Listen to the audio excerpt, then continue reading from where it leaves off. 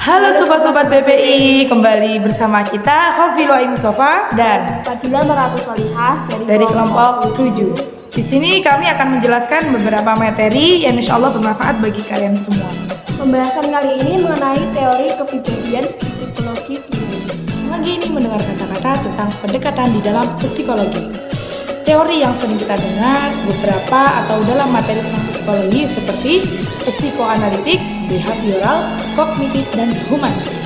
Di dalam penjelasan psikologi klinis sangat berkaitan erat dengan kejiwaan seseorang dan bisa jadi memberikan pengaruh besar dalam perubahan kejiwaan seseorang dari semula memiliki gangguan menjadi pribadi yang sehat. Adapun beberapa peranan yang wajib dimiliki oleh seorang psikologi. Nah, apa sih yang kira-kira harus dimiliki seorang psikolog? Yuk kita kasih tahu. Terdapat intervensi, Lalu asesmen, mengajar, konsultasi, administrasi, dan penelitian.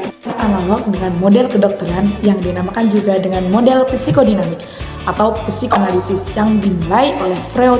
Persamaan model psikodinamik dengan model kedokteran ialah bahwa penyebab suatu gangguan dapat diidentifikasi.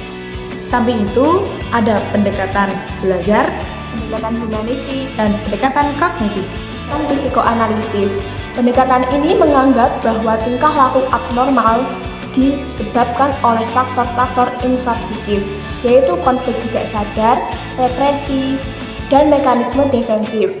Pendekatan ini mengutamakan penggalian-penggalian isi ketidaksadaran seseorang.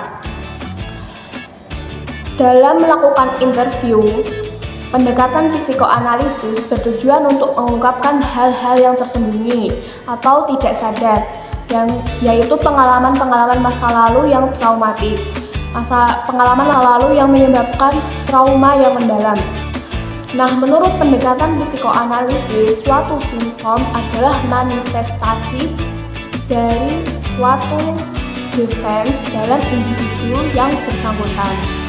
Contohnya, ada kasus F yang sering menyendiri dan menangis tanpa sebab. Defense-nya atau pertahanannya adalah menjauh. Dengan latar belakang pemikiran psikoanalitik, psikolog akan menggunakan tes proyeksi yang mengungkap konflik infrapsikis yang terjadi pada F dan hal-hal apa yang direpresi. Pendekatan belajar. Untuk pendekatan belajar dapat digunakan skema dalam Canford atau Phillips. SORKA. Stimulus, organisme, respon, kedekatan, dan akibat. Salah satu asumsi model belajar untuk memahami gangguan jiwa adalah bahwa gangguan jiwa merupakan respon yang tidak cocok untuk terbentuk melalui proses belajar dan dapat bertahan karena adanya penguat yang mempertahankannya.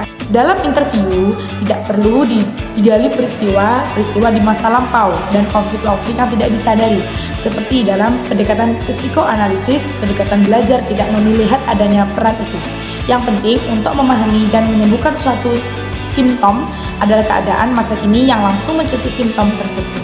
Nah, contohnya kasus R yang berbicara dengan nada tinggi kepada kedua orang tua. Bila dibahas dalam pendekatan belajar, harus dibuat lebih konkret dengan menggambarkan apa yang dilakukan secara persis, kapan hal itu dilakukan, berapa kali dalam sehari, apakah perilaku itu terjadi dalam suatu konteks tertentu, apakah ia menerima semacam imbalan setelah ia melakukan perlukannya itu. Nah, itu dilakukan di dalam pendekatan belajar. Berikutnya, pendekatan kognitif.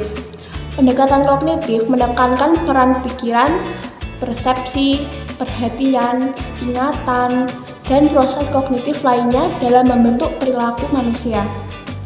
Pendekatan kognitif secara umum menggambarkan beberapa prinsip utama yang melandasi pendekatan ini. Yang pertama, pendekatan kognitif mengakui bahwa manusia sebagai makhluk kognitif memiliki kemampuan untuk memproses informasi dengan menggunakan pengetahuan dan strategi mental. Proses pendekatan kognitif ini meliputi perhatian, persepsi, pemrosesan informasi, ingatan, dan pemecahan masalah. Pendekatan kognitif juga menekankan pentingnya konsep pengetahuan yang tersimpan dalam pikiran manusia. Pengetahuan ini mencakup pengetahuan faktual, pengetahuan konseptual, skema mental, dan pengalaman sebelumnya yang membentuk cara kita memahami dan menentukan dunia di sekitar kita. Selain itu, pendekatan kognitif juga mempertimbangkan pentingnya persepsi dan interpretasi dalam membentuk pengalaman pemahaman individu. Pendekatan kognitif juga menekankan pentingnya pemecahan masalah dan pengambilan keputusan yang rasional. Individu menggunakan strategi kognitif seperti analisis, perencanaan, pengujian, hipotesis, dan penilaian konseptual untuk mencapai tujuan yang diinginkan. Pendekatan kognitif juga mempertimbangkan peran emosi dalam proses kognitif, mengakui bahwa emosi dapat mempengaruhi persepsi, pemrosesan informasi, dan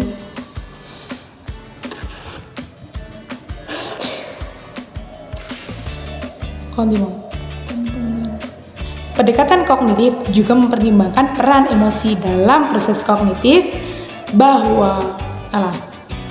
Pendekatan kognitif juga mempertimbangkan peran emosi dalam proses kognitif, mengakui bahwa emosi dapat mempengaruhi persepsi, pemrosesan informasi, dan pengambilan keputusan. Langsung aja sih.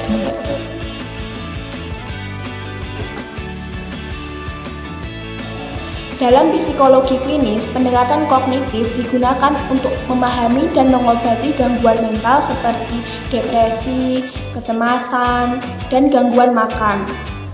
Nah, pendekatan humanistik. Pendekatan humanistik menentang teori psikoanalitik Freud karena dianggap terlalu merendahkan harkat manusia. Pendekatan humanistik ini juga tidak setuju dengan pendekatan belajar karena manusia di dunia ini seolah-olah disamakan dengan hewan, tidak memiliki kebebasan dan tidak mempunyai kehendakan sendiri. Mungkin cukup sekian yang dapat kami sampaikan dari kelompok 7. Kurang lebihnya mohon maaf. Saya Khofi Mustafa. Saya Fadila Mar'atus Solihah. Wassalamualaikum warahmatullahi wabarakatuh. See you next time.